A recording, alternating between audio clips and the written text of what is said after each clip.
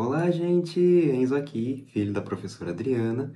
Hoje temos um vídeo um pouquinho diferente. Não é uma história, não é um conto, mas é alguma coisa sobre essas coisas e de uma série literária de filmes que é conhecida por todo mundo aqui. O Livro das Criaturas de Harry Potter. Eu mesmo de uma realidade alternativa, roda a vinheta.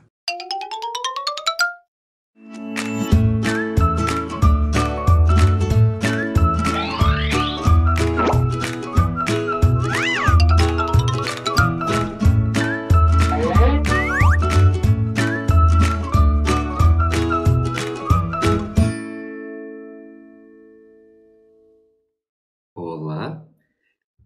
Como eu disse agora há pouco, o meu nome é Enzo, sou filho da professora Adriana, que hoje em dia está atrás das câmeras. Bem, ela está preparando para fazer os outros videozinhos ali atrás. Mas hoje não temos uma história.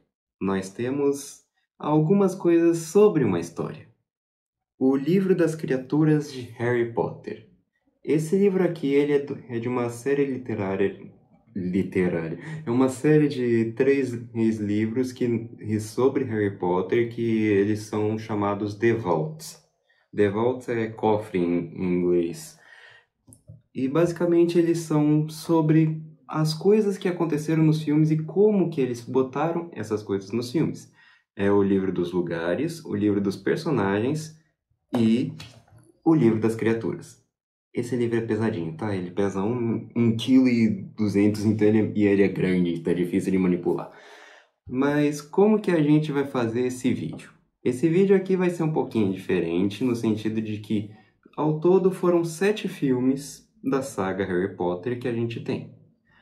Aí eu escolhi uma criatura mágica que apareceu em cada um desses filmes, que pelo menos me deu um maior impacto. E eu coloquei algumas menções honrosas no final. Porque tem muita coisa boa que aparece em mais de um filme, não tem tanta presença em cada um dos filmes, mas tem presença na série. E eles merecem um lugarzinho especial no nosso coração e no nosso videozinho aqui. O primeiro, Harry Potter e a Pedra Filosofal. O animal que eu escolhi para esse é o Fofo. Eu não tô falando desse cachorro fofinho que tá aqui. Eu tô falando do Fofo, cãozão de 3 cabeças, um cérebro da mitologia grega. E basicamente, quem é o Fofo? O Fofo é um cachorro que o Hagrid encontrou por aí. Ele não, na série de livros não tem exatamente como que o Hagrid encontrou esse bicho. Ele só encontrou, aí ele tá guardando a portinha que leva até o espelho, que guarda a pedra filosofal. Mas o Fofo é um grandalhão de 3 cabeças, cada cabeça tem uma personalidade diferente. E o que esse livro aqui fala sobre o Fofo? Basicamente, o Fofo nunca foi construído. Ele é apenas fruto da computação gráfica, e a única coisa que realmente a oficina de criaturas de Harry Potter fez foi a pata dele. A pata que tinha que ter a mesma massa e o mesmo tamanho que a gente viu realmente em cima do alçapão no filme. Uma coisa engraçada do Fofo é que cada uma das cabeças dele possui uma personalidade diferente. Uma é mais ativa, outra é meio bem brava e uma é bem preguiçosa. E as três estão babando. Essa baba foi verdadeira e o ator que fez o Rony realmente foi completamente lambuzado de baba quando ele estava tentando tirar a pata do Fofo ali de cima do alçapão. Aí o segundo... Ok, vamos passar para a próxima criatura. Uma criatura do Harry Potter e a Câmara Secreta. Essa vocês também concordariam que foi realmente a criatura que mais impactou a gente no filme, que é o Basilisco. O grandalhão que acabou tendo 12 metros de comprimento, e eu estudo biologia, faço eu tô fazendo uns projetinhos envolvendo serpentes e eu tenho que dizer, o basilisco não faz o menor sentido, biologicamente falando. Ele é uma mistura de um monte de coisas e aquela cabeça tá contra as regras da biologia, essencialmente, pelo menos quando a gente fala de serpentes. É uma cabeça de dragão. Que não existe, mas fica aí o recado. Aí, ok, o basilisco. O basilisco, ele foi engraçado porque primeiro queriam fazer ele completamente digital. Não deu certo. Eles tinham que fazer o basilisco, pelo menos, para economizar um pouco em computação gráfica, porque fazer um bicho desse naipe completamente com computação gráfica é caro. Muito caro. Então é mais fácil você construir ele no mundo real e nas cenas que você precisa dessa construção, você coloca ele lá. As coisas que estão à parte, você pode botar uma computaçãozinha gráfica, mas ter ele físico é muito mais barato, porque, a cena ficou ruim, tem que refazer. Mas os modelos que você já fez não estão servindo, tem que fazer novos. Isso demanda tempo, dinheiro, coisa que ninguém realmente gosta de gastar muito. Ok, o basilisco, ele é uma serpente de 12 metros de comprimento.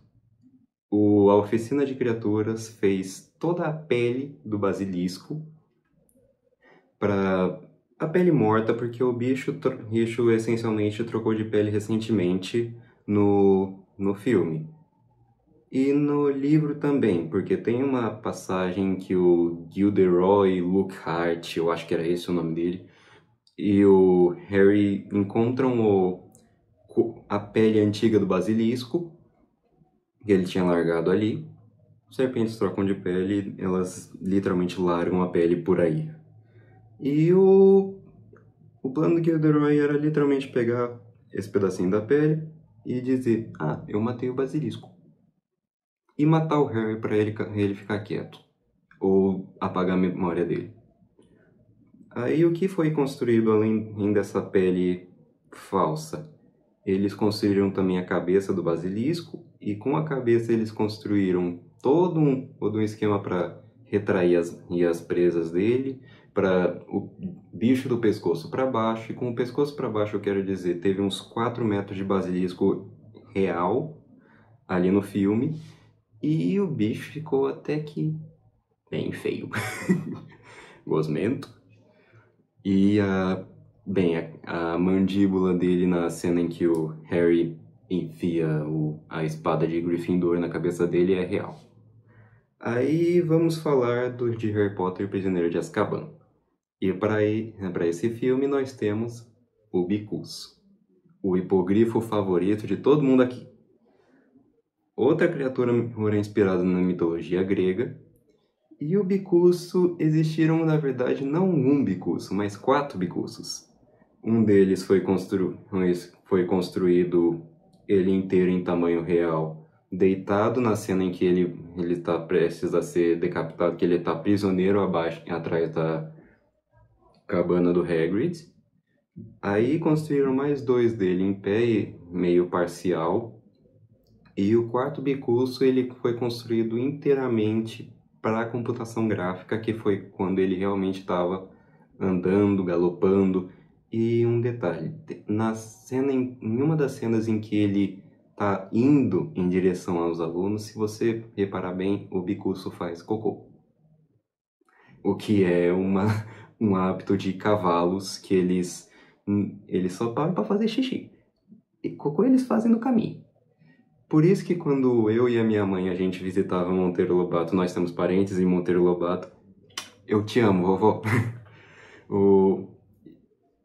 Aí tem com uma certa frequência o desfile de cavalos. E você sempre vai saber onde que esses cavalos passaram, porque tem sempre uma trilhazinha de cocô que eles deixam por ali. São muitos cavalos, então sempre tem pelo menos um cocô a cada 20 metros. Aí, ok, o bicurso ele tem uma envergadura de 8,5 metros, que para um bicho que deve pesar centenas de quilos, 8,5 metros, é impossível o bicho voar, mas estamos falando de um mundo de fantasia onde tudo é possível. Aí, ok. Harry Potter e o Cálice de Fogo. Eu escolhi o Rabocórnio Húngaro, aquele dragão que o Harry enfrenta no filme. Eles construíram de verdade a cabeça do rabocórnio e o corpo dele. As asas foram completamente feitas de computação gráfica. E é um negócio interessante porque meio que da primeira vez que eles tentaram construir, a cabeça pegou fogo. Não deu muito certo. Aí eles fizeram uma mandíbula de metal e usaram todos os materiais de dentro da boca dele, tiveram que ser feitos muito sob medida porque para o lança-chamas de dentro da boca dele não queimar tudo de novo.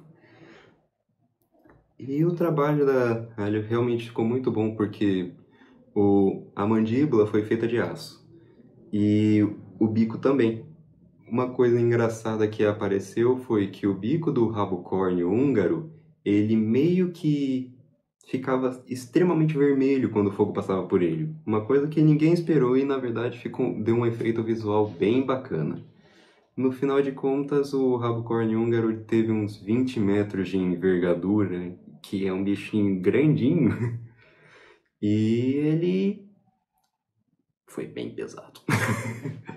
As estruturas que realmente fizeram, ficou bem pesado.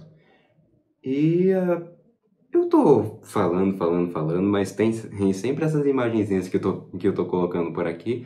E eles fizeram uma imagem bem bacana da cabeça do rabocórnio quando eles estavam realmente construindo o rabocórnio, que ficou do lado da cabeça do basilisco. Aí você meio que consegue ver a diferença de tamanho entre as duas. A cabeça do rabocórnio é bem grande. Ok, Harry Potter e a Ordem da Fênix. Dessa vez não é uma criatura. É um personagem. Estamos falando de Group, o meio-irmão do Hagrid. O Group, ele é um gigante, meio baixinho por padrão de gigantes, mas é um gigante normal. E ele é grande. Tem uns 3,5 metros. Ou mais, não estou lembrando agora. Essencialmente, o Group também nunca foi construído. As únicas coisas que realmente fizeram o Group foi, essencialmente, a cabeça dele e a mão, que ele usa para segurar a Hermione nessa cena aqui. E ele é fofinho, como a maioria da família do Hagrid. A família do Hagrid Hagrid, que pelo menos que aparece nos filmes, é fofinha, mas os filhos de um deles não são muito, que a gente acaba falando no Harry Potter e o Enigma do Príncipe. Nós temos uma acromântula chamada Aragog. Foram construídos 2 Aragogs. O Aragog é uma aranha que o Hagrid meio que resgatou ele encontrou em algum lugar o Hagrid gosta de encontrar as coisas estranhas. Ele encontrou ele em algum lugar quando ele estava na escola e ele enfiou o Aragog em uma caixinha de sapato ou qualquer outra coisa que seja e ficou cuidando dele. Aí quando o Hagrid foi meio que expulso da escola, coisa que aconteceu por conta do basilisco que a gente viu na Câmara Secreta, o Aragog foi escondido na Floresta das Trevas. E eu não lembro se é a Floresta das Trevas. É a floresta na qual tá acabando do Hagrid, porque Floresta das Trevas também é a floresta do Tolkien, no Hobbit e no Senhor dos Anéis. Aí tá aqui. Aí o que aconteceu com o Aragog? O Aragog ele aparece em 2 filmes. Ele aparece na própria Câmara Secreta, que é um Aragog jovem, e ele aparece no Enigma do Príncipe, que é um Aragog mais velho, que infelizmente morre e causa uma das cenas mais tristes e emocionantes que a gente tem em Harry Potter. O Aragog, rei dos aracnídeos. E o Aragog é fofinho, mas os filhos dele não são. porque os filhos dele meio que tentaram comer o Ron e o Harry no segundo filme. Sorte que aquele carro da família Weasley é realmente muito eficiente. Bem, ele levou um murro de um salgueiro lutador antes daquele filme, mais cedo naquele filme, então ele tava até que bem na linha. E o Aragog ele foi feito usando, principalmente, primeiro eles fizeram o Aragog só a cabeça dele e as pernas para o segundo filme. A técnica usada foi uma técnica chamada de Aquatronics, que também foi usada para fazer uma movimentação do basilisco, para fazer a movimentação das asas do bicuço, que basicamente não é um animatrônico propriamente dito, é um robô que se movimenta por pressão de água. É um movimento completamente hidráulico e é mais gracioso e um pouquinho mais fraco. E o Aragog é meio gordinho. Então, para fazer o Aragog se movimentar realmente, eles tiveram que botar ele em um guindaste. Porque aí levantava o Aragog, ele dava uns passinhos, o que pro segundo filme era mais que suficiente, e no Enigma do Príncipe o Aragog estava morto. Aí fizeram o Aragog inteiro como se tivesse o peso real e ele essencialmente tinha um peso de um pequeno elefante. Aí vamos para Harry Potter e as Relíquias da Morte. Como os filmes têm 2 Relíquias da Morte, parte 1 e parte 2, só que a gente está, na verdade, seguindo os livros, então só tem um Relíquias da Morte. E o bicho que eu escolhi é Nagini. A última Horcrux, a amigona do Lord Voldemort, bicho feio Reino da Peste, que na verdade foi baseado em uma Piton birmanesa, só que ela é meio esquisitona. Tipo, que tipo de Piton tem veneno? Mas as cenas da Nagini propriamente ditas, tipo, vez que ela se transforma de uma senhora antes para a própria Nagini, isso foi no Enigmas do Príncipe? Eu não lembro. Mas a Nagini ela aparece desde o Cálice de Fogo ou o Prisioneiro de Azkaban, eu não lembro também. E o bicho é uma desgraça. Ela não é nem um pouco fofa, ela não é nem um pouco boazinha, ela é um bicho completamente sádico. Se uma cobra pode ser sádica, ela é. E a melhor cena, na minha opinião, em que ela aparece é quando ela é justamente decapitada pelo Neville. Aí vamos para as menções honrosas. Porque tem muita coisa que nesse vídeo inteiro eu acabei não falando, mas que nos filmes eram realmente muito importantes, que são Fawkes, a grande fênix do Dumbledore, os Dementadores que todo mundo conhece, e se eu não pelo menos citasse eles aqui no vídeo, iria ter algum comentáriozinho dizendo: ah, mas faltou os Dementadores, cadê os Dementadores? Aí tem a própria Edwiges, clássica coruja das neves, e o Dobby, que descansa em paz, Dobby. Dentre todas essas, na verdade, quem tem mais material nesse livro aqui é o Fawkes, porque eles usaram alguns pássaros diferentes para construir o Fawkes, incluindo umas aves do paraíso, e realmente fizeram o Fawkes bebê e o Fawkes adulto. E o Fawkes adulto é bem grande. Os Dementadores, basicamente, a única curiosidade é que eles eram uns corpos meio de plástico e com um paninho em cima e eles foram gravados na água. Por isso que esse paninho em cima parece realmente que está esvoaçando por aí. A Edwiges é uma coruja normal, coruja das neves. É Bufo escandiaco, se você quiser saber o nome científico desse bicho. E foram, na verdade, umas 6 corujas que apareceram, principalmente essa daqui.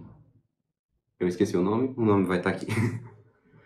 E o Dobby, ele foi essencialmente feito principalmente com computação gráfica, e ele era...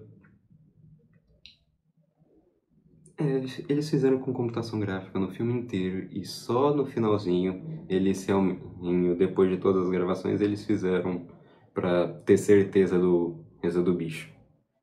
Aí umas coisinhas desse livro aqui. Esse livro aqui, ele tem umas paginazinhas bem envernizadas, bem bonitinhas, e algumas coisinhas engraçadinhas. Tipo, o lobisomem que aparece no Prisioneiro de Azkaban também. As páginas são todas bonitas, cheias de imagens e alguns desenhos de quando eles estavam realmente construindo as ideias desses animais. Esses animais, criaturas mágicas e pessoas também, porque, por exemplo, no próprio lobisomem, aqui eles dão um exemplo do próprio Remo Lupin, professor Orzão, que andou... Cara até que bem legal, só que causou muitos problemas. Bem, ele não tem culpa de ser um lobisomem. Mas uma coisa que realmente foi muito bacana quando eu estava lendo esse livro pela primeira vez foi que na página dos Correios Coruja eles têm um catálogozinho das corujas, desses Correios Coruja. E todas elas são corujas que realmente existem. Tá aqui, Edwiges. E a última coisa realmente interessante desse livro é que se você abrir e atrás de tudo, tem uma surpresinha bônus que eles fizeram. Canta uma musiquinha aí, mamãe.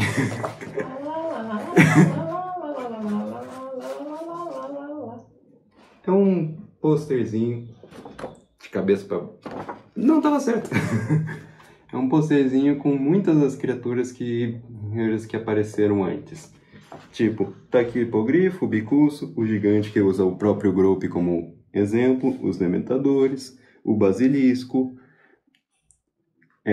O rabo-córneo húngaro não tem não, mas tem como exemplo de dragão, tem o dorso cristado norueguês, que aparece apenas uma única vez, e o nome dele é Norberto. O Hagrid encontrou esse ovo em algum lugar de novo, e teve que se livrar dele porque já ter uma acromântula de estimação, um hipogrifo de estimação e um monte de outros animais, eu acho que já foi muito pra conta dele. Não precisa botar um dragão junto. Bem, esse foi o... Hã? A capa, o relevo da capa. A minha mãe acabou de lembrar uma coisa importante, que esse livro aqui, ele foi lançado em 2014, e eu encontrei ele aleatoriamente em uma loja de um shopping que não era nem livraria, nem uma loja de artigos de Harry Potter, nem nada. Então eu encontrei por sorte. E esse livro aqui é extremamente bem produzido. Eu falei antes, as páginas são envernizadas e a capa dele tem um relevo muito, muito bacana. Não sei se dá pra ver aqui, mas cada uma dessas imagens aqui ela é afundada, a capa em si ela é meio fofinha e as letras não tem relevo, mas dá pra ver que é uma tinta de boa qualidade de que foi colocada nelas. Mostra a imagem aqui. Uma imagem aproxima da câmera, por exemplo, essa de baixo aqui, pra mostrar. Isso daqui é uma ameixa flutuante, ameixa dirigível, que aparece e ela tem o relevozinho. Essa partezinha mais escura ela é mais afundada e o roxinho aqui é mais alto. Os outros livros eu acredito que também sejam a mesma coisa. E, bem, esse foi o vídeo. Eu falei de um monte de bicho e acabei não falando de muitas coisas que realmente poderiam ser faladas, mas o mundo de Harry Potter é muito grande. E temos que ser sinceros, em termos de literatura, Harry Potter não é tão rico assim quanto, por exemplo, William Shakespeare ou esse outro povo. É sim, eu adoro. Harry Potter é uma série muito importante. Eu comecei a comprar antes de ter o Enzo. Eu comprei o primeiro... Quando o Enzo nasceu, Se eu não tô enganada, a gente tava no livro 3 ou 4 já. Acho que no livro 4. Então eu já tinha um legado para o Enzo. É muito bom, sim. O mundo de Harry Potter ele é bem rico, ele é fácil de fácil leitura. Em termos de nível literário dessas coisas, tem muitos autores por isso que são melhores que a J.K. Rowling, mas para o universo realmente que a gente, para o público-alvo dela, ela fez um trabalho excelente. Não comentamos das discussões atuais que estão acontecendo, mas esse foi o vídeo. Espero que tenham gostado. Da próxima vez não vai ser eu, vai ser a minha mãe que vai aparecer aqui. Eu vou estar no backstage, como sempre. E, bem, agora vamos para os pedidos. Dê seu like, inscreva-se no canal, ative o sininho das notificações, comente, compartilhe e mandem beijos para minha mãe, porque ela precisa de muitos beijos para voltar para as telinhas aqui. Um beijo. Tchau, tchau.